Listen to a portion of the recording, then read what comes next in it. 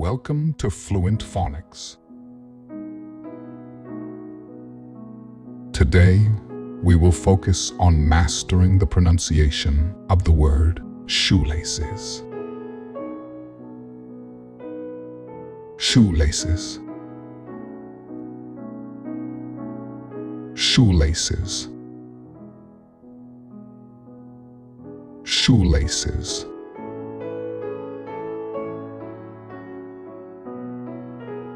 Here's an example of how one might use it in a sentence.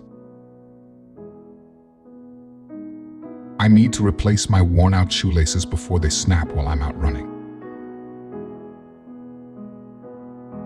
Shoelaces are cords or straps used to fasten and tighten shoes by threading them through the eyelets or loops on the shoe upper to keep them secure.